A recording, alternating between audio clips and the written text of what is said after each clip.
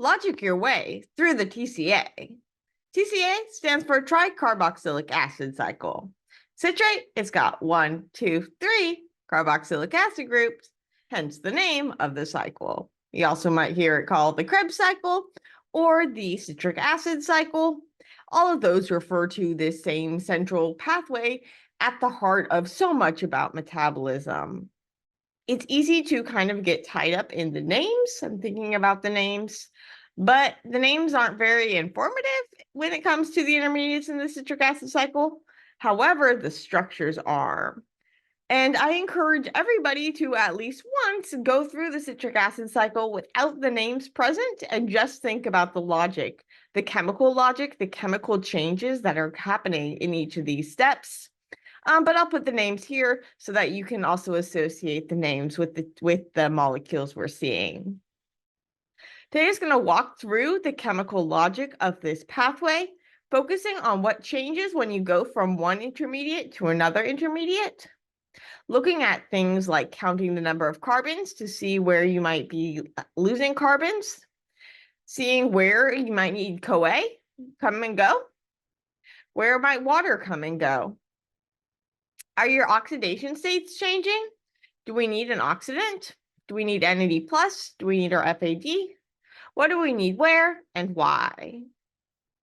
So that's what we're going to look at today and walking through this pathway. Note that in the brackets, these are going to be intermediates that don't leave the enzyme. So each transition from one of these like big lettered things, these kind of main intermediates, the ones that we have in bold and the bigger structures, these are going to be kind of the main ones. However, in brackets, these are states that happen in the enzyme that are kind of like intermediates between the intermediates.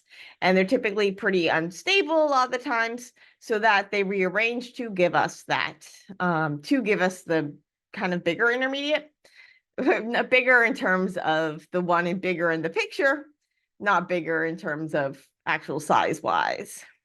Hopefully this will make more sense when we walk things through. Speaking of walking things through, how do we get into the pathway? We said, okay, well, it's named the citric acid cycle because you kind of start with citrate, which is also named the tricarboxylic acid cycle because citrate has 3 carboxylic acid groups. But how do we get citrate? Well, we get citrate by joining acetyl-CoA and oxaloacetate. Citrate, we said, had 3 carboxylic acid groups, but it has 6 total carbons. 1, 2, 3, 4, 5, 6. If we look at acetyl-CoA, well, it has 2. An oxaloacetate then must have 4, and indeed 1, 2, 3, 4. When we join acetyl-CoA to oxaloacetate and we compare that to the structure of citrate, what we'll see is we got to lose this acetyl-CoA. So the CoA is going to go bye-bye. In the brackets, we're actually seeing kind of how this is going to happen. It's a little weird. So what's going to happen is that this carbon here is actually going to attack this carbonyl of the oxaloacetate. I know it sounds really ridiculous, but that's one of the great things about CoA. So CoA is just a small molecule, but it's kind of like a sugar, and then it's got this linker. And at the end of the linker, basically what you have is you have this sulfur. Now, sulfur is really good to make these linkages that are swappable and high energy. It's also really good to kind of serve as an electron sink, to allow that things that are kind of next to one of these, next to one of these like thioesters. So where you have kind of the sulfur here is going to be pulling this away. You get this kind of better resonance that's able to happen, that's going to pull electrons away from this carbon. When you pull electrons away from here, it's going to make this more acidic. When this is more acidic, it's easier to take a proton. When you take a proton from this carbon, you generate an anion. But this anion is going to be stabilized more by this sulfur here.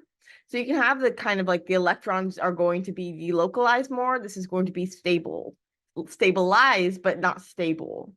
When you have any sort of carbanion, that's going to be reactive, and it can react by attacking this carbonyl carbon, forming this OH here. You open that up, and then we have this intermediate where we have the CoA. For my students, you don't need to worry about this part, especially you don't need to worry about like the whole like stabilized carbanion and things like that. But this is just kind of helping you see by seeing this, that it's this carbon here that's going to be attached onto here, not this carbon. And so this is going to be the carbon we see here, and this is going to be the carbon we see here. Note that at this point, we have this asymmetrical molecule. We have that this acetyl-CoA is kind of getting plopped on the top of oxaloacetate. So when we look at citrate, we're going to see that these two carbons are going to be coming from that acetyl-CoA, and the rest of them are going to be coming from the oxaloacetate. We're going to see that we're not going to lose either of these in the first time around, so it's going to take multiple trips around the citric acid cycle to actually lose as CO2 the carbons that came in from the acetyl-CoA. But we have oxaloacetate joined with acetyl-CoA. CoA leaves, we get this molecule. And this molecule is called citrate. Now, if we think about citrate and we compare it to isocitrate, what's going to happen here is we see that we have an OH here and we have an OH here. Both of them have 6 carbons. Both of them are tricarboxylic acids. The only thing that changes is the position of the OH. Therefore, we have an isomerization reaction happening. The way that the isomerization actually happens, though, is through this intermediate. And so this intermediate is cis-acetate. What it's going to see if we compare cis-acetate to citrate is we see that we kind of have a double bond here, and we've lost this OH. We've lost the hydrogen from this carbon, we've lost an OH from this carbon. Altogether, that's an H2O, so water. So we have a dehydration happening. And then once we have this, we just kind of like add water back, but on the other carbon, like the other way. And so now we're going to get the OH on the bottom group. So we need to rehydrate it. So first water leaves, then water comes. It's a little confusing here because I drew double-headed arrows because this reaction is going to be reversible. The next reaction, however, this isocitrate dehydrogenase, is not going to be at least easily reversible. What's happening here if we compare isocitrate to our next big intermediate, alpha-ketoglutarate? We can see that we're losing a CO2, voila, and we're going from an OH to a double bond, so to our carbonyl. When we have this happening, basically that means that we're having an oxidation happen. When we have oxidation reactions happen in biochemistry, often we're going to turn to NAD+ to help us out. So we have NAD+, and we're going to transfer a hydride to it. That will produce NADH. So we have an oxidation, we're generating NADH, and we're releasing CO2. So we have an oxidative decarboxylation. When we have this oxidative decarboxylation, now we're left with alpha-ketoglutarate. So it looks just like this, but this part's released, and this is now a carbonyl. It happens through this intermediate oxalosuccinate. Now, oxalosuccinate might not look that exciting. We have the carbonyl formed, but we still have the CO2 here. What's less obvious to see is that we have this cool situation called a beta-keto acid, where we have a carboxylic acid, alpha-beta, to a ketone. Decarboxylating a beta-keto acid is energetically favorable. If you think about this, kind of the electrons from this carbonyl flowing to here to form a double bond, and these electrons from this bond flowing onto the carbon, pushing the CO2 off. This would leave you with an enol, so a double bond here and an alcohol here, but it would be anomized, so it would be an enolate. Basically, the oxygen would rather have the electrons than the carbon, and so you're going to form back to the ketone form, and that's going to drive this reaction. It's going to be energetically favorable to decarboxylate a beta-keto acid. But now, if we compare alpha-ketoglutarate to our next step, our Succinyl-CoA, what we'll see here is that we're losing another carbon. We're losing another CO2 right here. And note too that remember that this carbon was already present in the oxaloacetate, so it was the one up here. And now we're going to lose this carbon right here. So we're going to lose it right here. How we're going to lose it is as CO2. We're also going to be having an oxidation reaction. If we compare the carbon here to the carbon here, here it's linked to another carbon. So they share electrons evenly. But when we see it linked up to the CoA, well, here it's bonded through a sulfur. Sulfur is more electron hogging, electronegative, that is, than carbon. So it's going to hog the electrons in this bond. So if you go from a bond to a carbon to a bond to a sulfur, you're being oxidized. So we're going to need our NAD plus here. NAD plus is going to be used to oxidize alpha ketoglutarate to give us our succinyl-CoA. And well, the CoA, we're going to need to bring in a CoA. And so we see CoA come, CO2 leave, NAD plus come, NADH leave. Okay, so we've gone from this to this. Note that we kind of the NAD plus, the NADH, the CO2, those we also had those with the isocitrate dehydrogenase step. So why does the alpha ketoglutarate dehydrogenase complex, why is it so complex? Why does it need that CoA? Well, if we look at our oxalosuccinate, so that intermediate, we could see that basically what was going to happen was we had the beta keto acid. So that was going to be favorable to decarboxylate. So we don't need to go through much extra hoops. However, if we now look at alpha ketoglutarate and we want to say what we want to lose this CO2. This is basically directly next to this ketone. So it's going to be an alpha keto acid. Alpha keto acids are going to be less energetically favorable to decarboxylate.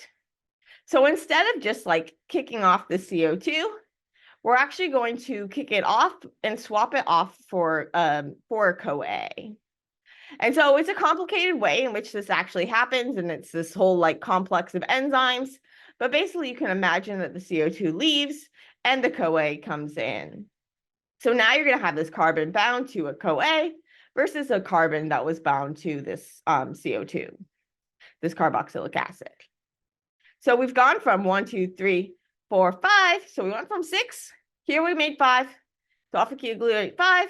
We lose another carbon. Now we have 4. 1, 2, 3, 4. Not counting, of course, all the carbons in our CoA. Now we're at this point where we have succinyl-CoA. If we take stock of what we still have an asymmetrical molecule because we have this S-CoA here instead of having this be a carboxylic acid. However, what's going to happen next is we're actually going to lose that CoA. We're going to go from our succinyl-CoA to our succinate. If we look at succinate, well, here we basically have the same thing, but lose this, and instead just put an oxygen there. So we have this carboxylic acid. We've got succinate. If we look at the structure of succinate, we don't have any chiral centers. So we have a symmetrical molecule. The significance of this is that now we can't tell what carbon was from what. So half of these carbons are going to be coming from the acetyl-CoA, and half of them are going to be coming from your oxaloacetate. So if we think about the next cycle around, we're going to lose half of the ones that came from acetyl-CoA and half of the ones that came from oxaloacetate.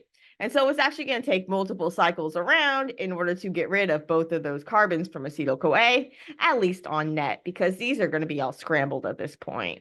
So we can't tell this apart from this, and we can't tell this apart from this, but we can tell this from this and this from this.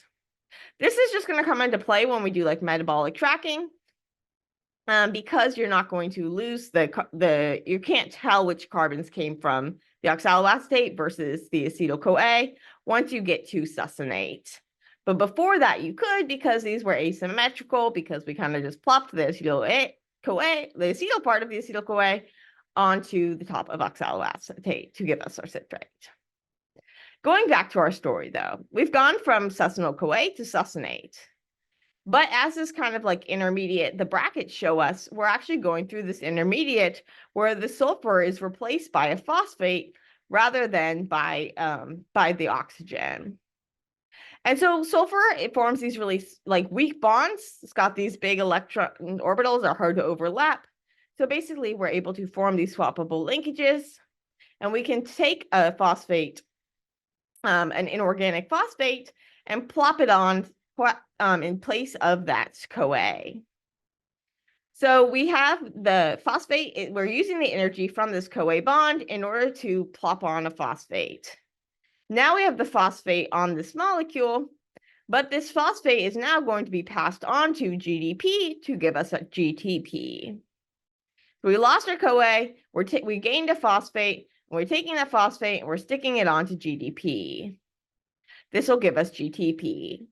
Note that some places might say ATP, or you could say GTP or ATP. Basically, there are different enzymes in different, there are different isoforms of them, that some of them use ADP, some use GDP.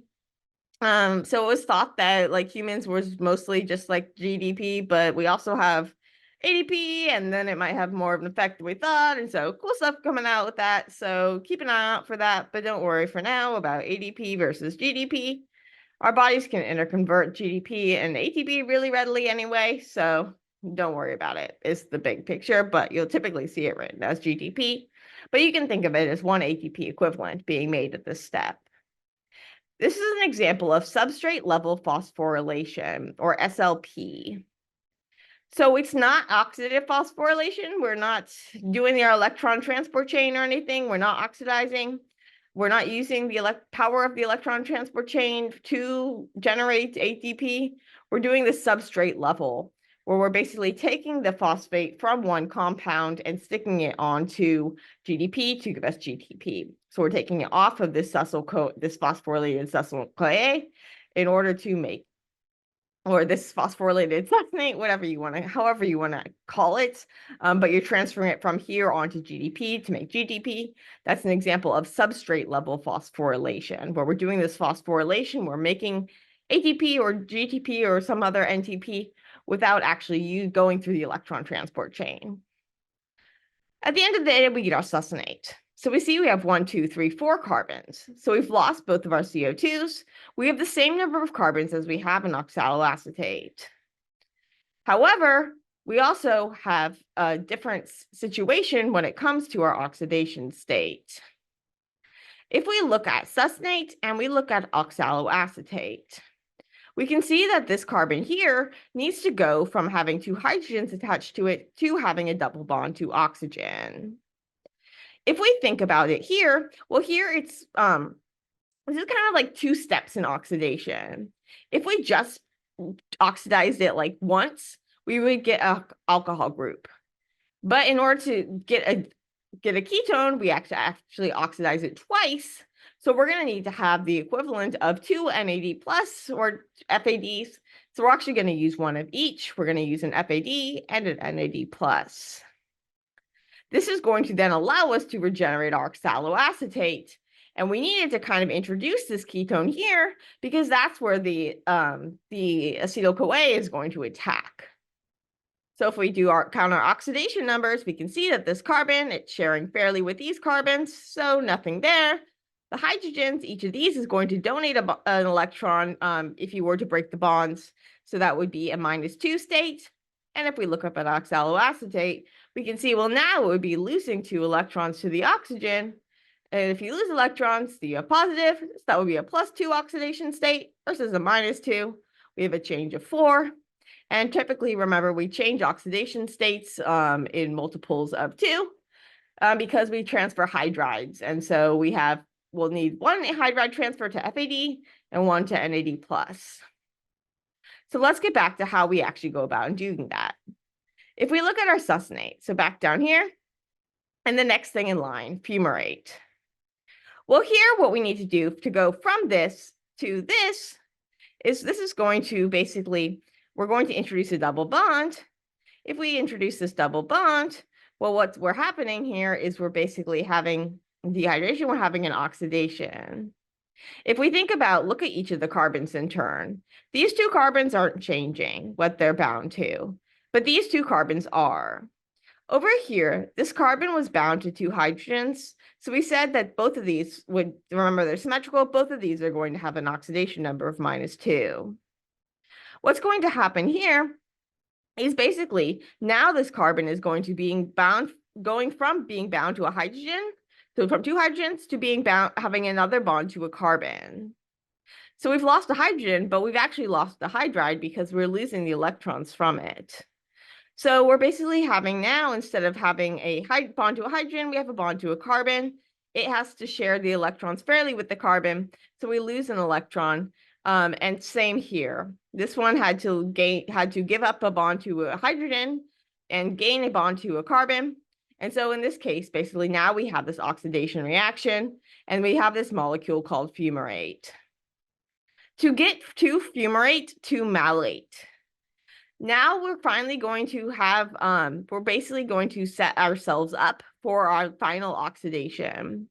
Remember, our goal is we want to kind of put a ketone here. We introduced a double bond, and now we need to actually change this to a ketone.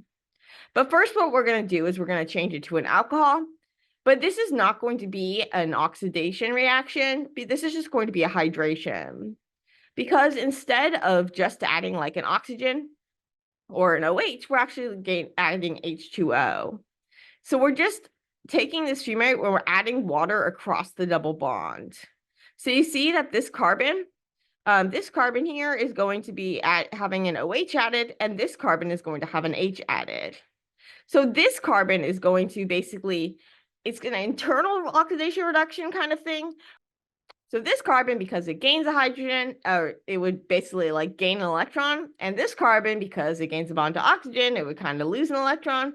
So it comes out in the wash. This is not an overall oxidation reduction. We don't need a oxidating cofactor. However, our next step, we're going to go from this alcohol to this ketone. And here we're not changing the hydrogens of anything else.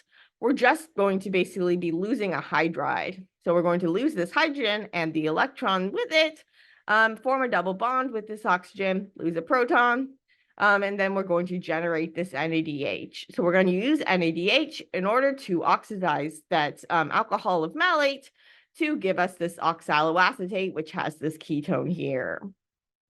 And now we've regenerated this in order to do the cycle again. Now we just have to think about how we could do the cycle again. We've got our oxaloacetate, but we need acetyl-CoA. Well, where was that acetyl-CoA coming from anyway? Often it's going to be coming from pyruvate, which comes from glycolysis. So at the end of glycolysis, our breakdown of glucose, we're getting pyruvate, where we have 1, 2, 3 carbons. And so we need to make it into acetyl-CoA. So we need to lose a carbon. So we're going to lose CO2.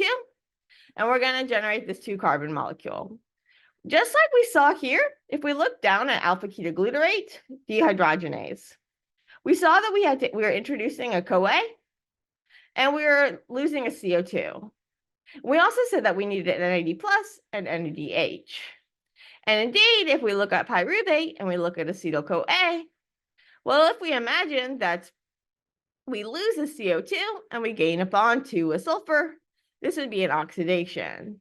So because we're losing that bond to a carbon, which is like an even share, and we're gaining a bond to a sulfur, which would hog them. So we're going to need to oxidize. So we're going to have an oxidative decarboxylation. That's why we need the NAD+, and we're losing a CO2. But we also, as we had with the alpha-ketoglutarate, is we have an alpha-keto acid. Our carboxylic acid group is alpha to the ketone. This is not going to be energetically favorable to decarboxylate like it would be with a beta-keto acid. Instead, what we're going to have to do is we're going to have to use CoA. So CoA is going to come and it's going to take the place of this, this CO2, this carboxylic acid group, and this is going to give us our acetyl-CoA. Note that this is happening, all of this is happening in your mitochondrial matrix. Acetyl-CoA cannot come in or out of your mitochondria, but pyruvate can. So we can transport pyruvate into the mitochondria, and there we have pyruvate dehydrogenase that's able to do this gymnastics in order to give us acetyl-CoA that then we can use. Enzymes, they're also like cytoplasmic versions of a lot of these different enzymes. And so you can have the reactions happening both mitochondrially and in the cytoplasm. And these reactions do not have to happen as part of a cycle. But if we do it as part of a cycle, then what are we going to generate? We're going to generate 3 NADH. We're going to generate FADH2. We're going to generate a GTP. Note that this FAD and this FADH2, this succinate dehydrogenase, this is your complex 2 of the electron transport chain. Remember, this was membrane embedded, and so you can imagine that the electrons from our FADH2 are now going to flow onto Q to make QH2, regenerate our FAD. All of these, a lot of these reactions are going to be reversible, and so we can use them in different directions, say in your mitochondria or in your cytoplasm, like our malate dehydrogenase, which we saw playing a role in the malate aspartate shuttle. So let's just walk through it one more time. To go, it's actually enter the cycle. We're going to take pyruvate and change it to acetyl-CoA. This acetyl-CoA can also be coming from like the breakdown of your fatty acids. But one way or another, you get acetyl-CoA. And if you get it from glucose, then you need to use pyruvate dehydrogenase, which is going to basically, because we have an alpha keto acid, in order to decarboxylate it, we're going to use this whole complex. We're going to use CoA, NAD+, and we're going to lose CO2. So we have our oxidative decarboxylation, gives us acetyl-CoA. That gets pasted onto the top of oxaloacetate to give us citrate. Citrate is now going to basically, you're going to make a double bond here. You're going to lose water, dehydrate, gain water, rehydrate, have the overall effect of moving the position of the OH from here to give us our isocitrate. Now, isocitrate, we want to go to alpha ketoglutarate, which means we need to oxidatively, so we need to change this to a ketone, decarboxylate. And this is going to be favorable to do because now we're going to have a alpha beta keto acid. And so we still need to oxidize it, so we still need our NAD+. We're going to lose CO2, but we don't need the CoA. Now, however, we have an alpha keto acid that we want to lose.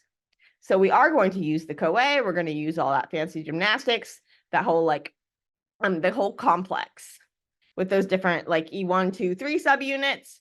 All that gymnastics has to go on here. But ultimately, you're going to get the Succinyl-CoA, where you have basically the position where the CO2 was is now going to be hooked up to the CoA. Next, we want to go from the CoA to succinate. So we need to lose the CoA, but rather than just lose the CoA, we want to basically use the energy from this bond to the CoA in order to do something useful. In this case, a substrate-level phosphorylation of GDP to give us GTP. How this is going to happen is it happens through this phosphorylated intermediate, where rather than plopping the phosphate onto GDP just from inorganic phosphate, we plop that inorganic phosphate onto Succinyl-CoA in place of the CoA. And then we have this intermediate. Well, now we can pass the phosphate from this phosphorylated intermediate onto GDP to give us GTP. In the process, now we've basically taken this off. We've taken this phosphoryl group off, and so we still have the oxygen here, and so we have the succinate. At this point, our molecule is symmetric. So we've now lost 2 carbons from oxaloacetate. So we lost the carbons from the oxaloacetate, but not from the acetyl-CoA. At this point, half of our molecules are going to be from the acetyl-CoA, and half of them are going to be coming from the succinate. So these ones come from the acetyl-CoA, and these come from the succinate, except that this molecule has no chiral centers. It's symmetrical, and so now you can kind of think of these all being, we can't tell them apart. So we're not going to be able to tell which came from the oxaloacetate and which came from the acetyl-CoA. So if you're doing some sort of tracking, you can't tell them apart at this point, but you do know that the carbons that came from the acetyl-CoA don't get lost in the first cycle, and then on average, half of them will get lost in the second cycle. Speaking of getting lost, let's go ahead and lose some electrons. So to go from succinate to fumarate, we basically are going to have an oxidation reaction, and in this case, we're going to use FAD. We're going to use that complex 2, our succinate dehydrogenase. We're going to make fumarate. To go from fumarate to malate, it might look like, oh, we're forming a bond to an oxygen. That's got to be an oxidation, right? But no, what we're actually doing is we're just adding water. If we look at this compared to this, well, this carbon here it's got a bond to a hydrogen and two bonds that it shares with the carbons. And same here. But here, this one has an extra bond to a hydrogen, and this one has a bond to an OH. In doing so, we've basically added a water. So we've got two O's here and another hydrogen here. We've added water. Because we're kind of gaining a bond to a hydrogen and gaining a bond to an oxygen, our oxidation number isn't going to change overall. So it's not a redox reaction. Now, however, we want to go from malate to oxaloacetate, and here we need to go from this alcohol to this ketone.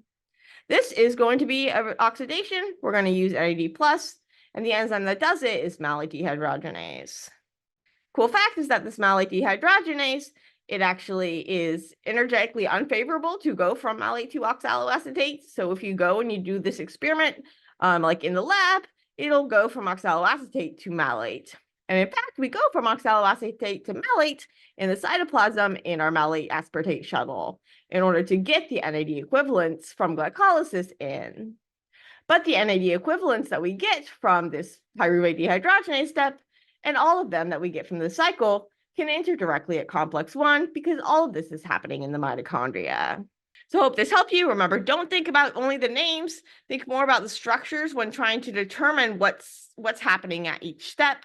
The names aren't very informative in this case. They're more informative in like glycolysis, but the names here aren't very informative, but the structures really are. And by kind of comparing the structures, you're able to see what's happening where, what cofactors you need where, when you're losing oxygen, when you're basically losing carbons, when you're doing oxidations, reductions, all that good stuff.